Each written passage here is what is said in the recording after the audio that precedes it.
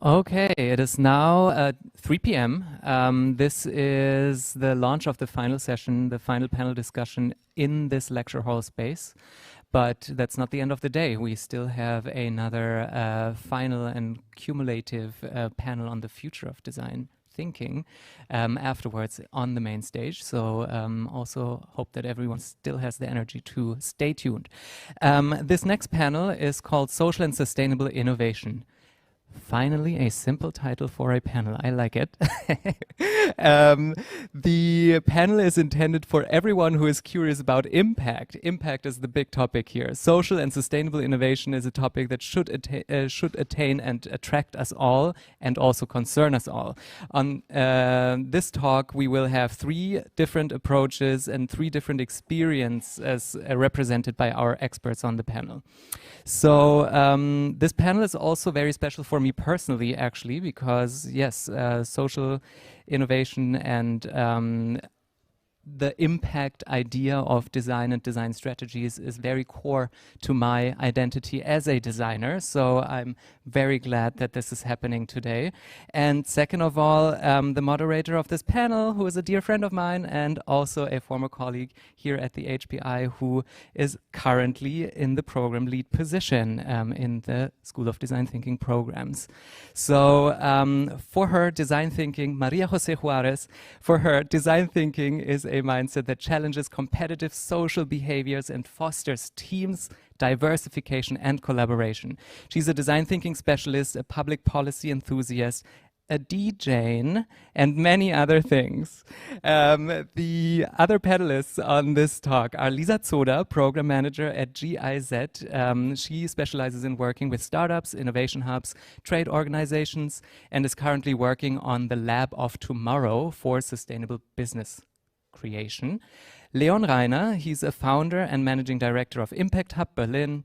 His core responsibilities around business development and partnerships.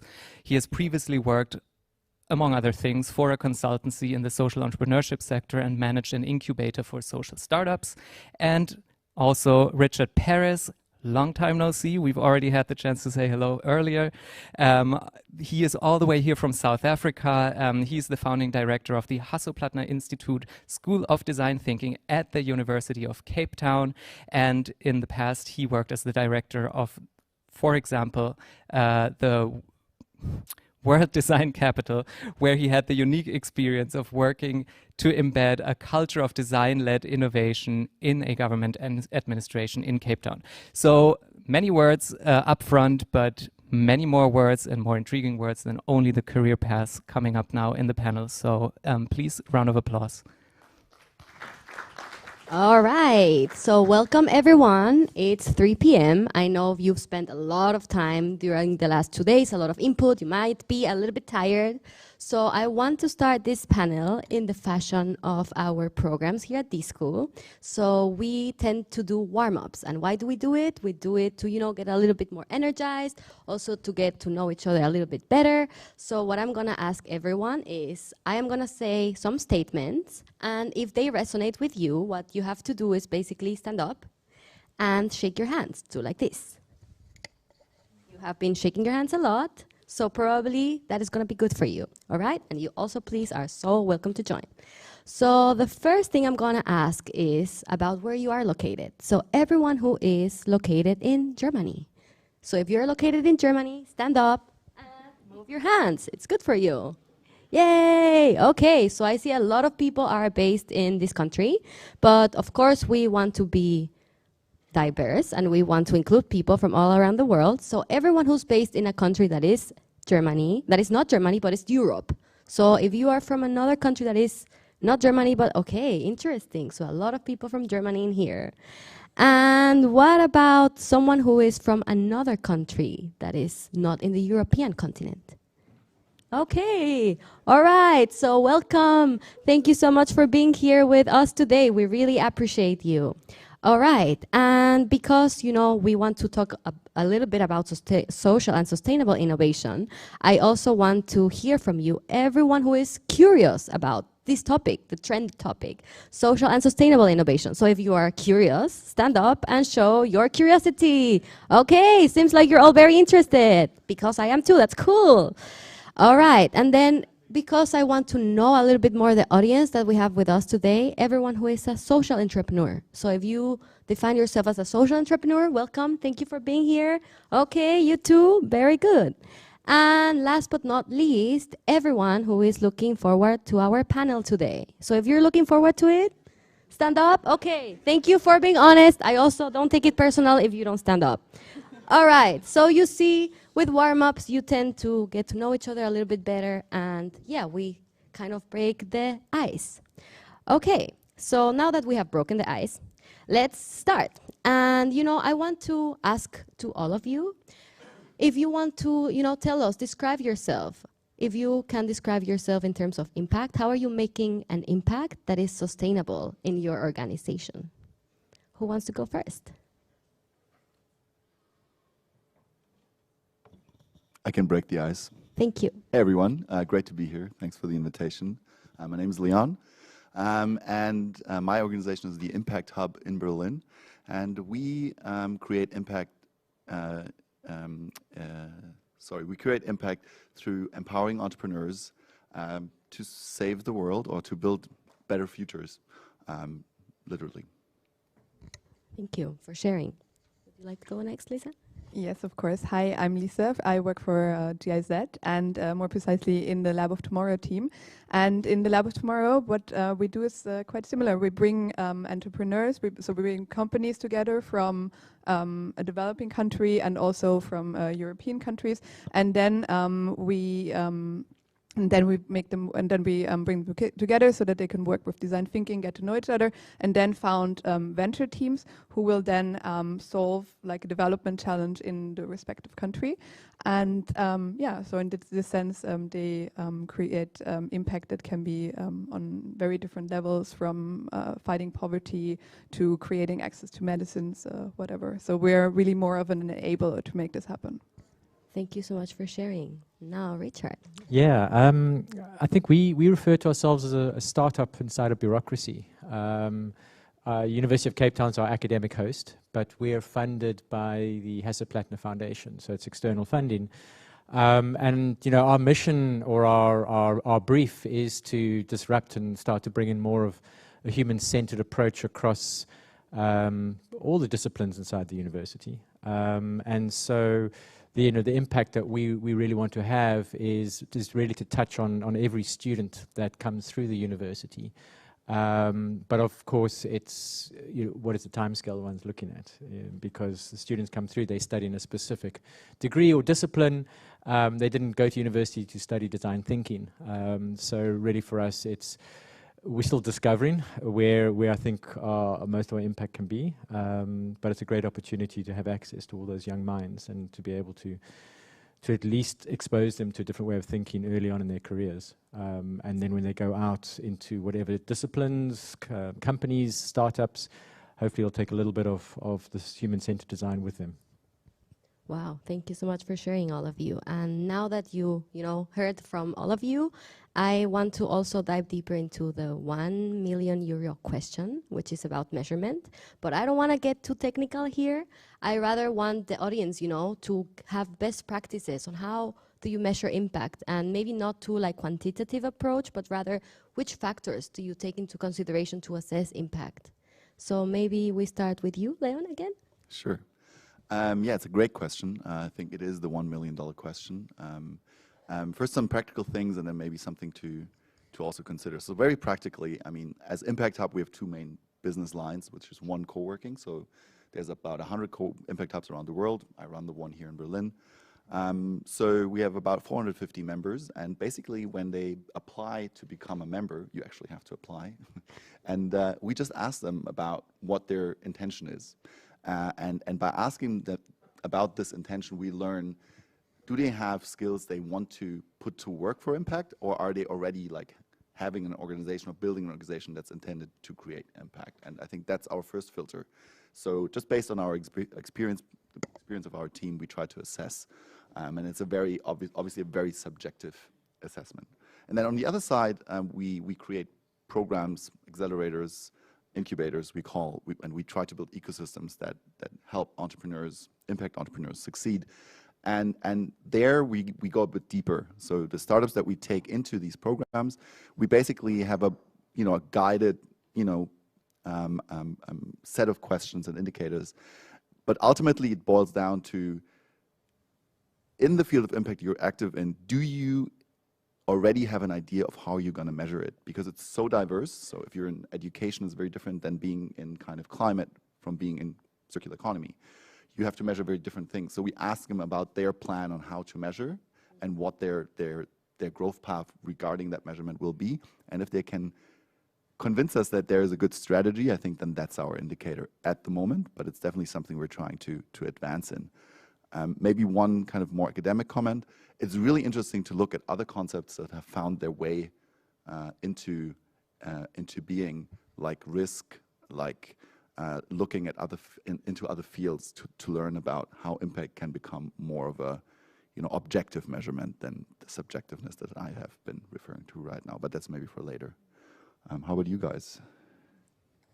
I mean, at GIZ, of course, we have been implementing, so maybe for those who don't know GIZ so well, so it's GIZ is a service provider that offers services in international development. We have presence in over 100 countries in the world. We have around 27,000 employees in the world. We run, I cannot tell you how many projects we are running, hundreds, thousands probably actually. So indeed, there are thousands of people working for this organization who are involved in figuring exactly this question out. Like, how can we measure really the impact?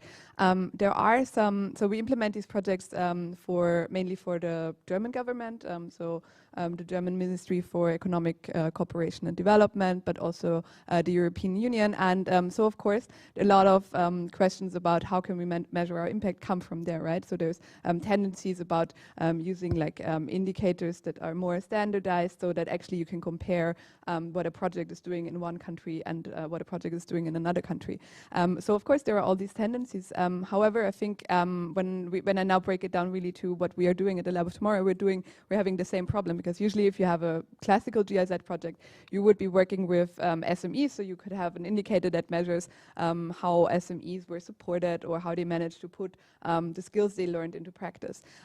What we are doing, we are working in one of our projects, we're working on access to healthcare. In another one, we are working on creating digital services for local government. So it's very difficult to bring these things together. So what we are doing at the moment, we're really trying to measure the different impact, and they're also in a similar way as you said, right? So we think of really what can these different ventures that come out of our process, like what is the impact that they can achieve, and then we kind of like measure it in that regard, right? In terms of like people who were affected, who have access to medicines, these kind of elements. But it is really difficult, right? Because you have these different levels. So you have this like very meta level, it's like very high level, and then you have really the small story of what actually happens on the ground. So it's, I would say, definitely a $1 million question to bring these two elements together.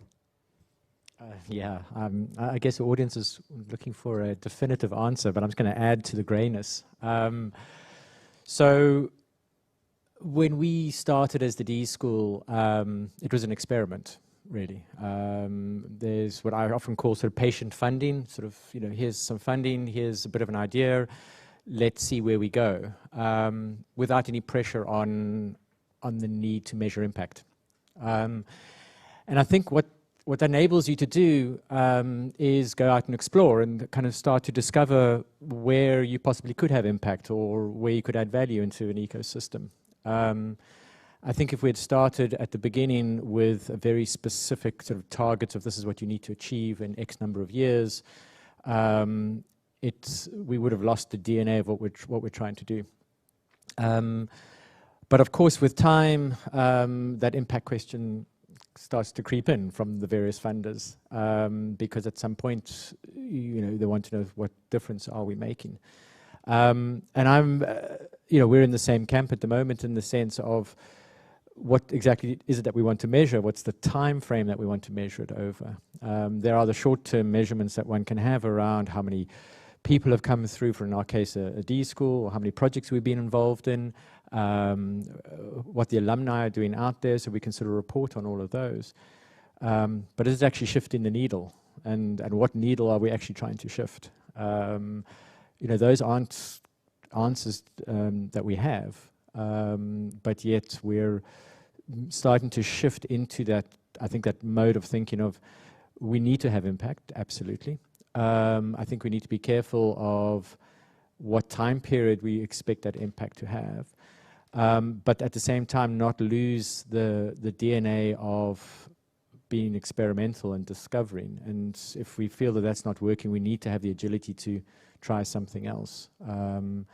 So I think as long as you've got in the back of your mind that we want to make a difference, and you keep the agility, and it could be at the end of the day just alumni that come out and start businesses, and they have it's not about the money that they've made, it's about how many people they've employed, or how many communities have been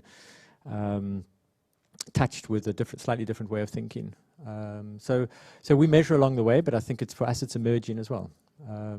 It's not, we're trying not to make impact dictate us. Yeah, thank you so much for sharing. So I see that it's very varied the way you can measure. And again, I think for us here, it's very important to, learn from you. And also, I know that a lot of you have already collaborated in the past. I also know that you have been a project partner, and I know that you've collaborated with D-School Africa because D-School was the enabler. So I also want to touch upon a little bit between the inter-collaboration you have had before. If you want to share. You want to start, Lisa? Maybe I'll start because I think as GIZ, or as Lab of Tomorrow, actually more precisely, we have collaborated with all of you here. With regards to HPI, we had last year a project together where the students from the advanced track, they were looking at one of our problems. So maybe I'll explain a little bit what we do at the Lab of Tomorrow, because otherwise I think it would be too complex. So with the Lab of Tomorrow, we have it's a business design project, and what we do is basically we bring entrepreneurs or companies from the local and from also a partner country together, and we really make them work around one development challenge. This could be, for instance, access to medication in Kenya, for instance, what we have. And so in this program, we then have different phases. Maybe we'll come to talk at this a little bit later in more detail. But we realized that we have this problem that basically very often we have a dropout of partners, right? So sometimes, or the participants, they drop out, right? Sometimes they don't come to our ideation sprint. Sometimes once we form the teams, there is always like quite a significant dropout rate, right? Of people who are not, carrying it forward and who are not going all the way until sustainable businesses are created. So this is something that we looked at with the advanced track, and there we also the HPI students they came up with like a very with an interesting approach how to bring in really this more personal meetings, because usually we match these different companies and then we say, okay, now create a product together. I think with HPI, what was very helpful for us to really bring more this a bit more playful and a bit more like centered about the persons who are involved, who we want to do business together, basically, so that they connect really on this like more human level. We also work together with ImpAct Hub at numerous occasions. So we usually have like a design thinking agency that supports each of our Lab of Tomorrow process. So there we have worked on a project together in Thailand. We've also worked on the new economy booster some 2 years ago, which was more about fighting the pandemic, basically supporting startups at the beginning of the pandemics to overcome or to work on products that are fighting the consequences of COVID pandemic. Then also with the D-School in Kapstadt, we worked together because we had a project in Namibia where we had a local design thinking agency that didn't have enough coaches. So luckily and thankfully, you guys jumped in and provided some of your skilled coaches so that we could conduct our sprint with our teams. Yeah, I think the cool thing with the GIZ is that it has a very distinct mission. The distinct mission is, broadly around development work, so creating impact as a mandate, and then the openness to use innovation approaches, which is basically a great ground for collaboration between us, but also in general. I think the GIZ, I think last year had about 70 projects between impact hubs globally, so there's about 100, and different local offices of the GIZ. And a lot of those impact hubs do use design thinking approaches, but also other innovation approaches, and try to bring together impact and business, impact and innovation. And I think that's been quite the success story, not only for us in Berlin, but in general for the GIZ and impact hub, to see how to bring these worlds together. So I mean, to build on that, I'm a great fan of this concept of radical collaboration, where we don't know where it's going to land up, but let's try something. Let's work with GIZ in Namibia and see what happens. We don't have a process where we usually sort of offer coaches to projects because we just don't have the capacity. But let's try this out. This is interesting, and I think it's through these sort of new, almost experimental partnerships that leads to different outcomes, and that might lead to sort of a better result or an impact that you're trying to create. I also think what's so critical about these sorts of collaborations is the sort of the language that you use. And my experience in the public sector, where public administration has lots of funding, government funding or public funding, they don't know how to procure design. They don't know how to procure design thinking. And so the briefs that they write, the tenders that they write don't actually attract the talent that they're looking for. And the case in like GIZ I think it was with another project we also did in I think Malawi, we could see the way the proposal was written, or the tender was written, or the problem statement was written, that there was a design thinking person behind that. In fact, probably one that had come out of the HPI D-School, because just the wording and the framing and the structure, you could see that they understood what they were trying to procure, or what they had this funding that they had to spend, but they really wanted to spend it in the right space, but they had framed it in the right way. And I think that's a big difference, where at the end of the day, that the impact will be found when the procurement of these sort of creative services or these design services is framed in the right way, because then you're going to attract the talent, which will then lead to an outcome. Otherwise, you attract other talent, which is just responding because it's a project for them. So I think the language between the parties and the collaboration is such an important one as well. Yeah, collaboration is key for having an impact, definitely. Now we talked a lot about, best practices and some advice that you can give to the audience, but I also want to hear from your personal experiences also in your organization. Which challenges have you faced, and which would you say is the main challenge when it comes to having an impact that is sustainable, and how have you overcome it, if you have at all? Yeah, I'll go there. I think I've spent most of my, for the last 10 years, really in environments which are not design-led. In other words, they are quite traditional, sort of kind of bureaucratic type environments, be it local city government or a very traditional university. It's 150 years old.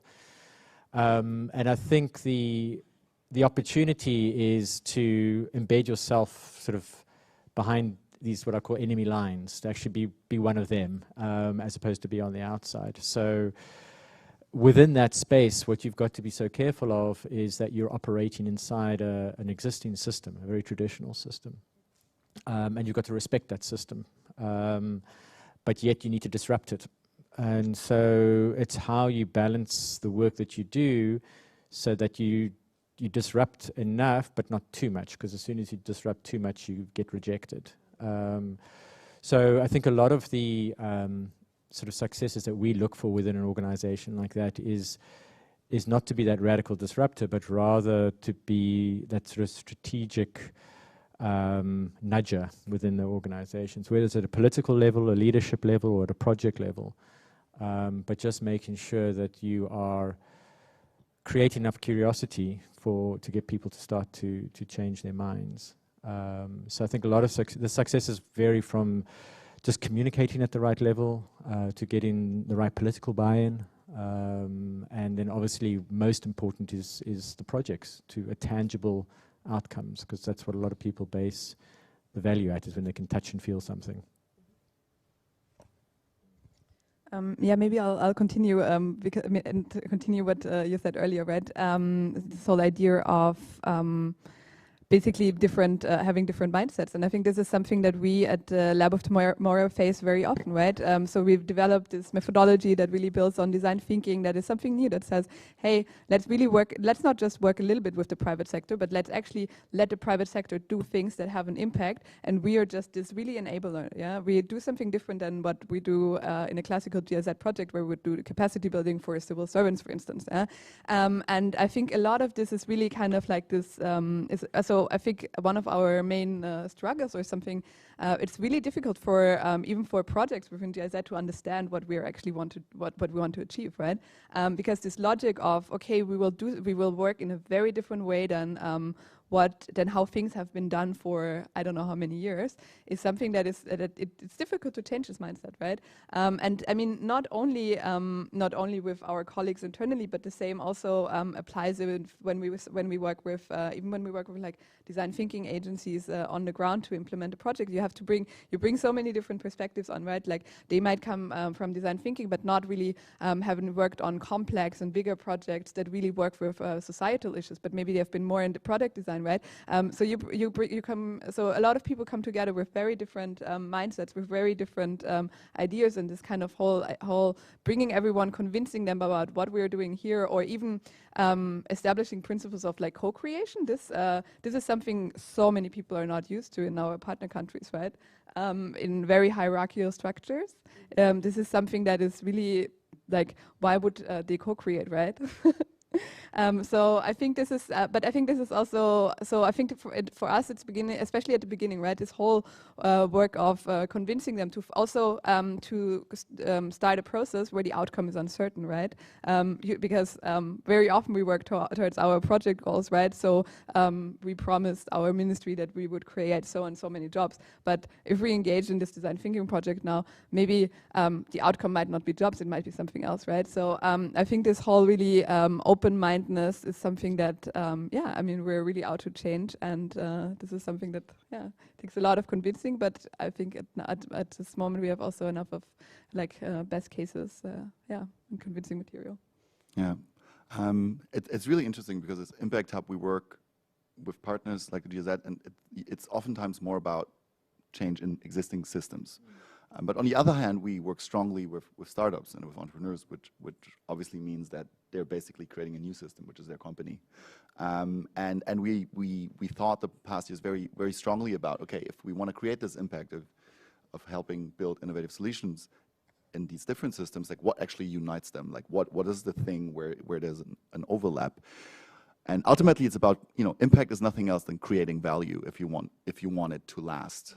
Because ultimately you have target groups, and what you need to do for them is create value to them, in our case, because we're enablers. So create value to that system, GIZ and the partners they're working with, or create value to the system like young entrepreneurs. So what unites them? And it's really interesting. I think one thing that united for us is creating this place or this space, which, you know, sometimes it's the co-working space that we have, but at some points it might be like a workshop room where you create a certain space of opportunity. And it's the space where the future is now. So what does that mean? It's this place where innovation is suddenly possible, either through methodologies like design thinking or through actually having a co-working space and bringing out these right qualities. And it's really interesting because what happens is that it enables like a mindset of, oh, this is actually possible. Like I'm not up against impossibility. No, and like it's possible, and that's what people take home. Like I think in parts, obviously, they take the idea home. In parts, the startups take like home what they can do. But the underlying thing that will drive and continue to drive ultimately people, because that's who actually makes impact, is this mindset of it can be done. It's actually possible. And I think this is something that's great about design thinking and design thinking workshop, because it creates this environment where in 2 days' time, you come up with this new idea and people go out and you're like, oh my God, like I've worked with all these people I've never seen before. And in 2 days, we've come up with this amazing idea. So they come out with this like can-do mindset. And oftentimes later, you know, a lot of struggle happens when they're not in a workshop anymore. But it's the same for the startups, right? Like, you know, we give them, you know, they come together with peers and accelerator program, and they come out of this program and they have this like, oh my God, like I can do it. And obviously then a lot of struggle comes, but the stronger this feeling of it's possible that you can create is, the longer it will carry through trials and tribulations of bringing an innovation to life, be it in an existing system or be it a new one. Wow. Thank you so much for sharing your experiences. I feel like all of you have so much lived experiences based on, you know, sustainable innovation, but also impact. And, you know, I also want to hear from you. How can, you know, maybe someone here wants to be part of GIZ, or they want to be part of also of Impact Hub, or maybe even go to D-School Africa. So if there is somehow a way that a social entrepreneur would like to collaborate with you, how can they do it? I mean, I could start. For me, it's maybe easy. Obviously, so there's Impact Hub in Berlin, but we've seen a lot of people from Germany, also other cities of Germany, and also in 100 other cities worldwide. And if you want to become a social entrepreneur, if you are one, if you're looking for peers to do stuff with, maybe a co-founder or an amazing venture to work at and to like put your ingenuity towards, I think Impact Hub is a great place, because ultimately it's a community of people who do exactly that, like who use their ingenuity to think about new solutions for people and the planet. So just become a member, start going to some events, get to know the community, and then find the right role for yourself. And that might be as a founder, that might be as a team member, it might be as a coach. Like there's so many, you know, roles needed in that space. And I think ultimately comes down to one thing. It's like more people actually, you know, putting their brains to it. And I think that's quite easy at Impact Hub, because you find a lot of peers to do it with. And I think that's always what makes the difference, cool people to work with. Yes, I'll go next quick. Yes, I mean, I think, you know, one of the reasons we exist is just our location, the context that we're in. South Africa, Global South, and the complexity and the diversity that we have there is often a wonderful, stimulating breeding ground for ideas, and people just sort of almost testing their biases and their assumptions that they may have from other countries. And you know, it's lovely to the students. First of all, the students that come through the D-School in Cape Town and their lived experiences, and mixing that in with those that have ideas in the entrepreneurship, social entrepreneurship space, that maybe they are looking at Global South type countries where they think their idea could have value. You know, the opportunity to then use the D-School as sort of a space or a place to come to test those ideas and to test those assumptions. You know, I think the realities we have on the ground, and also the access to environments and communities and stories is so rich. And there's you know, often they say that if ideas if you can build ideas out of the complexity or the challenges that one has on a continent like Africa, and then export those to the rest, you'll see things that you won't see in the rest of the world, and then you can export those to other countries. But certainly, you know, there's a massive need currently with youth unemployment in South Africa, let alone the rest of the continent. There's this huge need for entrepreneurship and looking for new opportunities. And it's not just challenges which are on the continent, these are global challenges. So if you can use the D-School or South Africa almost as a sandbox to experiment, and then be able to take that global, that's often a huge advantage. And as for the Lab of Tomorrow, how you can work with us, we are always, of course, looking for collaborators. And so there's two very classical ways. So first of all, we're always looking for new development challenge. So if there's something that comes to your mind from your line of work, I mean, as GIZ, we're working in developing countries, but if you have like a development challenge that comes to your mind where you think that a solution is very needed, come to our website at lab-of-tomorrow.com, and there you have a field where you can just really directly fill out like a challenge that you have detected, and also how the private sector could bring solutions to that challenge. The second one is, of course, so this would be to suggest a new challenge. We are, of course, always running different programs. So at the moment, we have one running project in the Western Balkans that deals with biogenic waste. We have one that we're just starting now in Egypt that really deals with plastic waste and how to combat that. And then we also have one that focuses on mobility solutions and e-commerce in Nigeria. So if you think you can contribute to any of these challenges, you can also come to our website, reach out to us, and yeah, we're happy to exchange. Wow, I feel like I'm going to do it right away after this panel. Thank you so much for sharing. All right, so I see I'm mindful of time. I also want to have time for the audience to ask questions, but I want to finish off this panel by having a takeaway, because I feel like everyone in here might be thinking, oh, impact is such a big word, but I also want that everyone in here, you know, you can write it in a post-it if you have, or in your digital devices that I feel all of you have. I've seen you taking notes, which is great.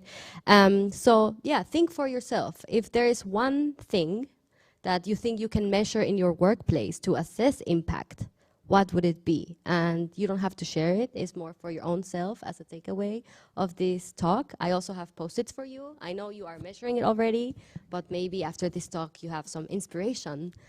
And yeah.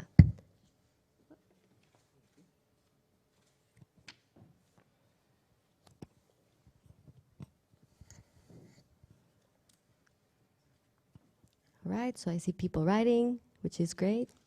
You might need some time to think. And if not, you can also think about it throughout the conference, what is left. And yeah, take it for you. And I think for us all in here, we can only say that impact is important, but measuring is even more. So I think that's why I wanted to open up this panel, you know, with this question. But I think, yeah, I hope you had a takeaway out of it. And I also wonder if anyone in here has any question that you want to ask to these great panelists.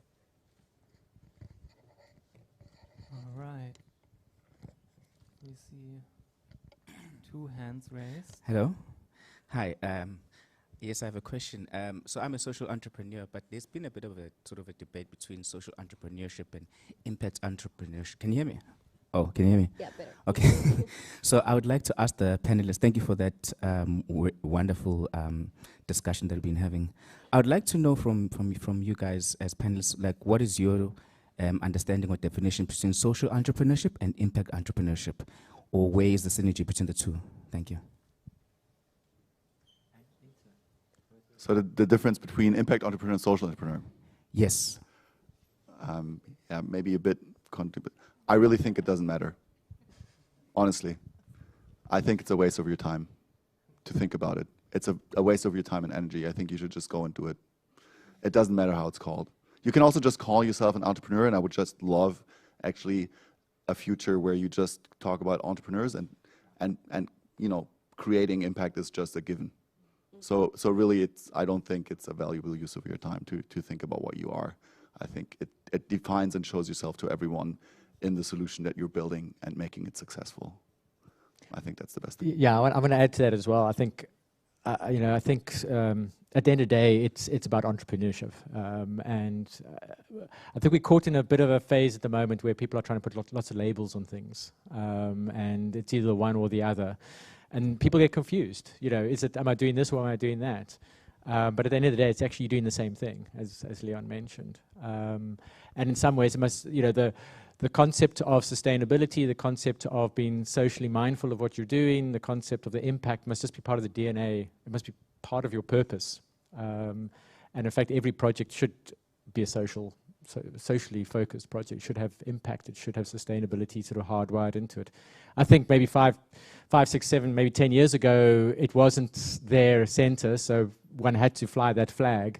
But I think it's almost time to take that flag down and say it just needs to be part of what we do in every step of the process, not just the end solution, but the way you interact, who you include in your process, the way you treat people in your company, all that sort of stuff. I think it's lots of layers that go into the sustainability and sort of the social part of entrepreneurship or building a business or building a product or something.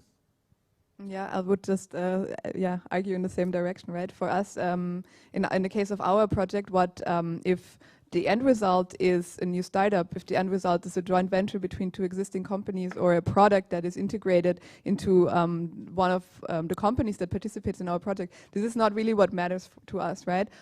So for us, we consider everything. What we want to see is to see new business models. We want to see new products or services that are being created that really achieve this impact. And what the exact shape is depends so much on, preferences, on the legal frame, and on all of these things. I think it's not necessary to bother with these kind of labels so much. All right, we have an additional question in the center here. Yeah, thank you. So Sharif from D-School, program lead, also doing a program on global impact. So this is super relevant for me. I wanted to first of all thank you for simplifying a very difficult concept that we try to measure impact by saying it's looking at what you're intending to measure. So I think that's a really nice way to look at it. But my question is a little bit of maybe playing devil's advocate a little bit, but a bit of attention from some of the statements said, right? So many people refer to the biggest challenges in trying to integrate this or work with this more often is having this variety of mindsets. But at the same time, we also preach that embracing this diversity is what creates great impact. So I'm just wondering, how do you resolve that tension, or if you really do live it when you experience this with different teams and so on? Okay, I'm going to try. I don't know if it hits the spot. So I think what we have to be aware and open about is two things. If we want collaboration and great innovation, I think diversity really matters. It's a qualitative, like it makes the quality better. But we also have to be aware that collaboration and diversity, both in themselves separately, but together even more, take time. And in innovation, often time is of the essence. So it is a very, very thin line you walk in a constant decision between collaboration, purpose, diversity, and on the other hand, speed. Also, how edgy are you? How out there? Because I do and it is a fine line to walk, and I think it's nothing that you can put a pin in. It's just a constant process of negotiation in a team that you can moderate as a coach. But yet that you can never take away from a team. Every team has to negotiate where they stand on that thing. If they say, for me, diversity collaboration, it drives the quality so much that I'm really going there, and I'm going to take the time because ultimately the quality is where I'm going. And other teams will say hey, for the moment we're fail early and often, and let's put that aside for the moment and go there for do this first. And I think. I've for a long time didn't want to give in to that because I always felt it's not a zero-sum game, and maybe it's not, and I just haven't cracked the nut. But in my reality, it's always this kind of negotiation process. I'll try to give a bit of a stab as well. I think it's a good question, by the way. But I think the mastery for me sits in balancing that co-creation and collaboration, but then also bringing in the expertise, maybe it's a single person, whatever, and the mastery is designing the right design process based on what you're trying to do, and pull those pieces in at the right times. Because at some point, expertise will trump co-creation, and sometimes co-creation will trump expertise, and you just got to sort of get that balance right. But at the end of the day, it's because you want to make a difference, you want to have impact. So, you also got to look at ultimately where we're trying to get to, and navigate that journey as you go. Maybe just an example from our Lab of Tomorrow processes. So whenever we build our teams, we always make sure that we have people from European countries together with people from the local ground, right? So that we have maybe somebody who developed a certain product for the German market, together with somebody who really knows the local market, right? And for us, bringing these different perspectives and these different skill sets together is really the core of what we are doing with the Lab of Tomorrow. And of course, maybe if you would do a design thinking workshop with just without this combination, maybe you would have certain, maybe you would come to certain results faster. But at the same time, I think you would never have this result, because I mean, what we're doing at the end, or what very often comes out of our processes, are really new innovations for the local market, and they only really are. I mean, there's no way to create them if you don't combine these two different skill sets, right? So at least for the moment of co-creation, I agree with Leon what you said earlier, right? Like the we can do it all mentality, and so I think in our way, there's no way we could consider it. We would not have a team that is not from different backgrounds, for instance. Yeah, maybe that was a little correction. I think you can't look at diversity and collaboration as the same piece, because I do agree here that mostly when I look at our work, the diversity is kind of a baseline. At least we really try to make it one.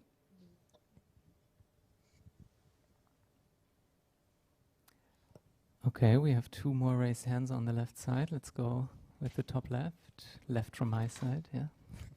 Thanks. So my question is about, or at least my perceived tension between innovation and the measurement of impact. So one definition of innovation is that you don't know where you end up. Otherwise, it wouldn't be terribly innovative if you knew exactly at the beginning. But to measure impact, or at least that's my experience with it, it doesn't hurt to have a baseline that you compare against. So you sort of know where you start, and then you compare whatever happens down the line to that point. That's at least one way of impact measurement. And in a certain way, I mean, you mentioned that everything that we do has an impact, but that's not the kind of impact we're discussing here. What we mean is that or at least that's how I interpret it, that a certain situation is somehow better for somebody, or a community or whatever, than it was before. So that's when we talk about impact measurement and the contribution of innovations to that. So I'm interested in that. How do you navigate that tension of not knowing where you end up, and at the same time trying to measure exactly that? Well, maybe I'll start. So in the case of our programs, our very starting point is always like a local development challenge, right? So, but the first thing is that, so be it the example of access to medicines in a certain country, or it can also be protection of biodiversity in the case of Namibia, for instance, through digital tourism projects. Yeah. So basically at the starting point, and this is something that I think is also very specific at GIZ, because as I mentioned at the very beginning, we have this big structure that is out in the world, right? So we are operating in over 100 countries. So we have so many people who are working on the ground who really know where development challenges are, and the development challenges that they are facing. And then what we then do in the next step is that we assess if this is something where a private sector-based solution can be like an answer to, right? But so in our case, I think the answer is quite easy to give, right? Because at the very starting point, we put this development challenge where already, I mean, where it doesn't matter at the end of the day. For instance, if we take the example of Namibia, it doesn't matter if the solution at the end is a virtual tourism offer, or if the solution at the end is like a gift box where you basically gift something that contributes to nature conservation in the country. Like, it doesn't really matter so much what the end product is that comes out of it, but by really starting from this development challenge, we make sure that there is this impact on the ground. Of course, there are then later on certain steps that have to happen. You know, the venture teams, they have to really want to work together. They also have to bring the markets to their products to the market and so on, right? Of course, there are certain steps that still need to happen, but in our case, the answer is really to start with this development challenge. Yeah, and maybe building on that. So what you're saying is basically a challenge dictates the baseline, right? Like there's a challenge. this amount of biodiversity and we want to get better.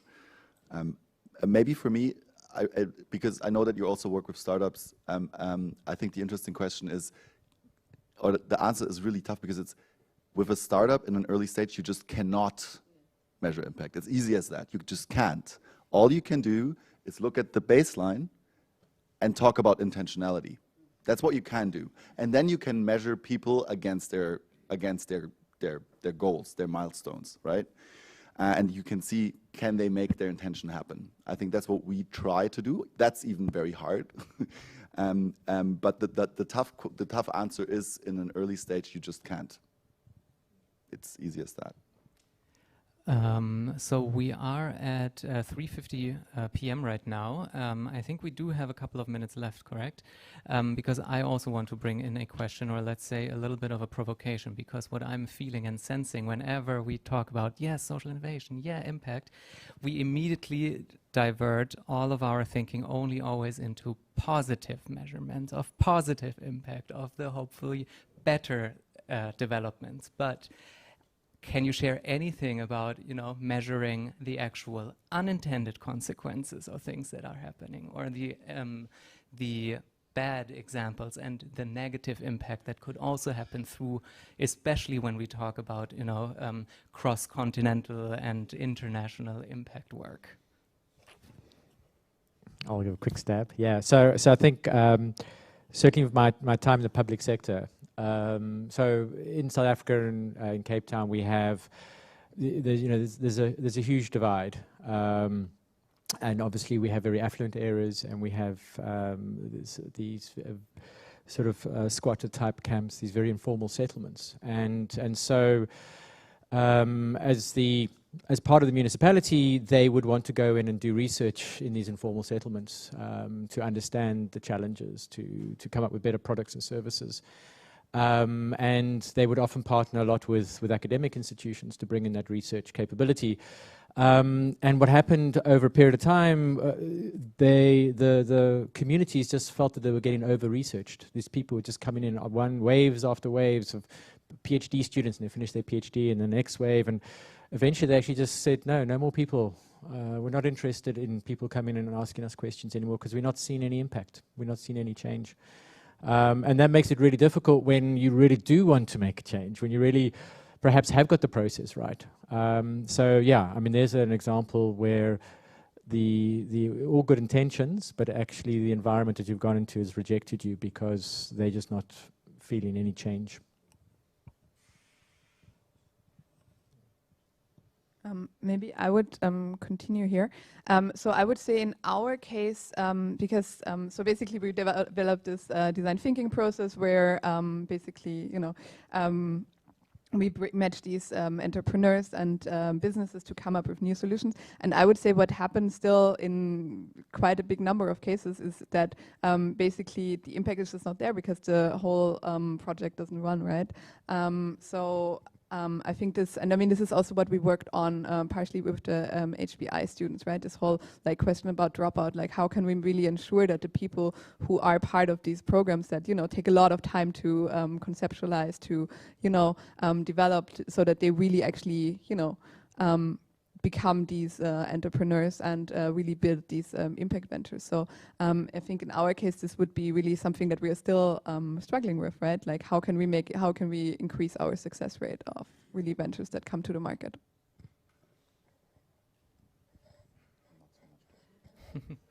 We don't always all have to say something. Yeah. Just for the sake of time, also to give everyone a little bit of a breather, I would say we can end this panel discussion here. I will, as before with the other panels, also hand the last word over to the panel host, Maria-José. So if you want to close with a final statement or have anything else to share, please do so. Well, I have so much to share, but so little time. So all I want to say is thank you for being here. I think I have learned a lot. I hope all in here have learned something, that you also take away something within you. And yeah, thank you for raising that question. I think that's also super important to talk not only about positive, but also negative. And I really, really appreciate that you brought perspectives, even though we're in the global north, but also in the global south. I think that is also super important. So thank you again. And I hope you have a little bit of a breather before the next final session, and that you also stay for the final networking event. There might be some surprises there. Yes. Yes, Thank you. thank you so Thanks much. for listening. Thank you. Thank you. Yes. Thanks, Christian. All right. So again, big thank you to everyone who's been in the panels here today in this room, and also to the AV team of this room. We are closing this space now, so please take away everything that is yours, or it might be in the way for others after you're here.